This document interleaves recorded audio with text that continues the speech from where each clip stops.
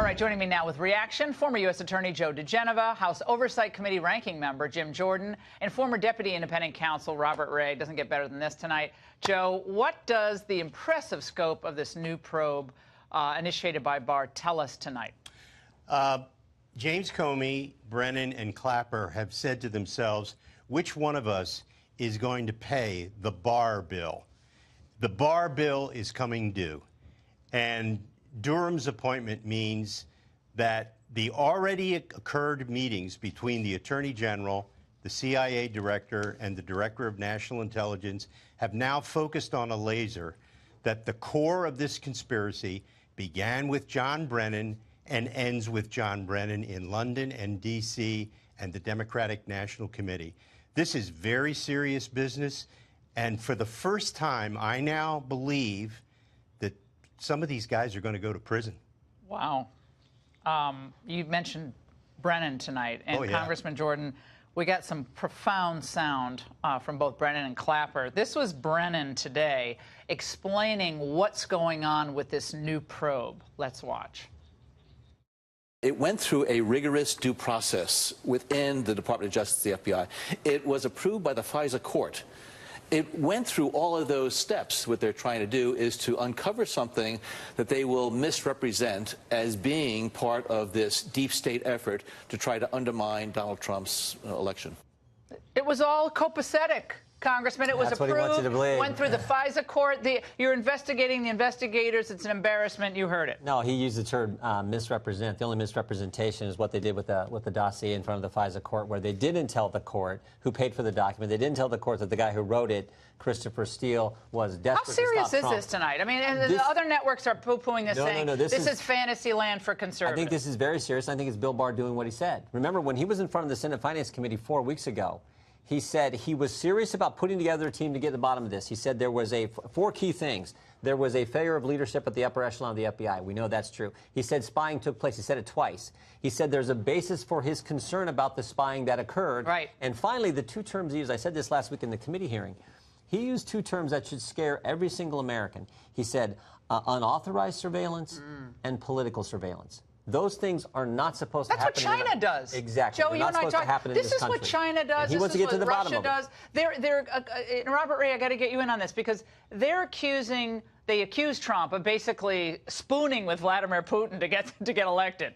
Okay, and yet they use autocratic, dictatorial means to surveil the Trump campaign, to get the information that they claimed was going to be there. Of course, it never was there. And now we have the DNI involved, and we have the CIA involved with a man as serious as Bill Barr. He was not cowed one bit by what they tried to do to him last week, was he, Robert? Well, Congressman Jordan is right. I mean, this isn't a question about whether the procedural steps were followed.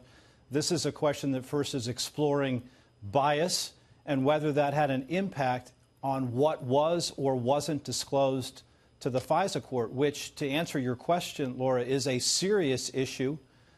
There's a case in the Supreme Court about this, Franks versus Delaware, which all prosecutors and agents are familiar with. And it's a serious question now that's going to be explored by a prosecutor, after all. This is not duplicative of Michael Horowitz's investigation because the IG doesn't have prosecutorial authority to actually bring charges. But in this instance now, as the result of Bill Barr's appointment, there is going to be an investigation, the purpose of which is to determine whether or not any crimes were committed, which is Joe DiGenova's point. Crimes committed. Yeah. This is now explaining why they threw so much mud at a man like Bill Barr. With the history and the reputation he has, what's the most dangerous thing out there? Someone who has nothing to lose? Bill Barr made a lot of money. He didn't need this job, right? You never kicked the bear. Oh, no. And let me tell you something. Horowitz has already concluded that the final 3 FISAs were completely illegal. He's now on the brink of finding that the first FISA was completely illegal. Durham has already used a grand jury in Connecticut. They've already gotten documents. He's already talked to the intel people. How long has this been going on? Do we really know how long this? Durham's been working for a couple of months. So the bottom line is this. This is now big time. This is where Brennan needs 5 lawyers. Comey needs 5 lawyers. Are they lawyered up sufficiently? Well, I hope Comey has someone other than Mr. Richmond to whom he leaked his memos, his little special Isn't Patrick Fitzgerald the old, another prosecutor I don't like? Nothing like a sleazy prosecutor represented at this point. Another horrible. He did the Conrad Black. He's an outrage. Patrick Fitzgerald's a disgusting. Horrible prosecutor. That's the U.S. attorney who was also looking into Jim Baker, the former chief counsel of the FBI. So that's where that investigation was also taking place. So I think that's interesting. That's who Bill Barr selected. And it's not just the dossier. Remember what we learned 2 weeks ago. The New York Times reported that the FBI put someone posing as someone else and by George Papadopoulos. He talked about So those are 2 cases where spying took place. I want to play Papadopoulos. We also have to play Bernie Sanders, who was out there tonight talking about this. But I want to play Papadopoulos first, since you raised it, Congressman. I want to get you and Ray and Joe to talk about it. Let's watch. I fly to Greece. I have dogs sniffing for money. I leave the money in Greece. I'm then arrested in a savage-like manner at Dulles with agents rummaging through my bags looking for money. So clearly this was some sort of sting operation. And by the time it happened, the special counsel was appointed.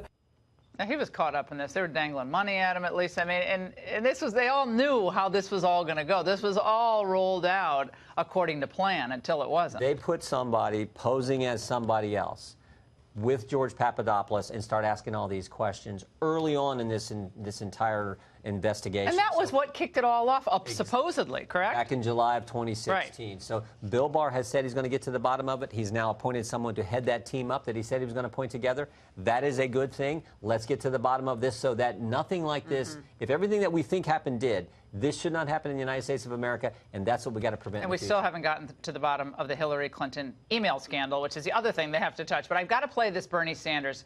Of course, one of the Democratic frontrunners had this to say today about the launch of this new investigation. Trump does all of the time. He tries to divert attention from the realities and the problems that are associated with the White House or, in fact, his campaign.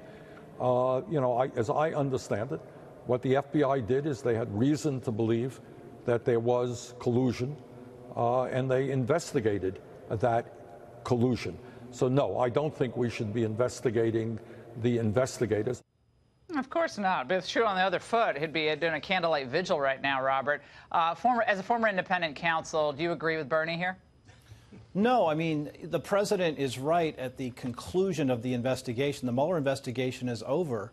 To wonder how we got on this path to start with. I mean, isn't that an appropriate question to ask? I mean, I'm not going to prejudge the outcome. I think, unlike Democrats, there's no point in singing about what may come or what prosecutions may unfold. But clearly, it warranted a second look. That was why there was an IG investigation. And now the handoff is complete. It's now in the hands of a prosecutor with prosecutorial authority who will make a decision about whether or not any crimes were committed and whether or not it's appropriate to bring charges against those who were responsible. I mean, that's what you expect the Department of Justice to do, don't you? I mean, that's what I expect the Department of Justice to do. Not sign off on phony dossiers. I mean, Bill Barr said it was a big deal. It is a big deal. I mean, it's a big deal. Liberals used to care about civil liberties, no matter whose civil liberties were being tread upon. Trod upon? Tread upon? Trod upon. Thank you, Joe. But they used to care about this, right? Yeah, okay, any day. I'm doing that with my kids' essays every night, checking their grammar. I got to check my own. But I got to ask about something. This Don Jr. deal. They cut some deal for him to testify for the Senate Intel Committee, Richard Burr in his saddle. What is going on with that? I would have told him to stick it. Me too. And I would have taken the fifth. Why is Don Jr. doing that? Prophylactic use of the fifth. Look. What's going on now in the House and the Senate with Richard Burr, who is a disgusting Republican chairman? I'm so sick of Richard Burr, this phony Republican from North Carolina. Listen, Don Jr. has every right to believe that what's happening is abusive and vindictive, just like everything that's going on in the House. No citizen has to take that. They can invoke the Fifth Amendment because they're innocent and don't want to be put through a perjury. They didn't have any problem with Lois Lerner invoking the Fifth. Mark Warner's running that committee, a Democrat. That's embarrassing. They're calling him back based on the testimony of a guy who went to prison last Monday for lying to Congress. And when he came in front of our committee, he lied 7 times. That's why they're calling back. That makes no sense. Guys, I could do a whole hour with this panel. Love this panel. Thank you so much, all 3 of you.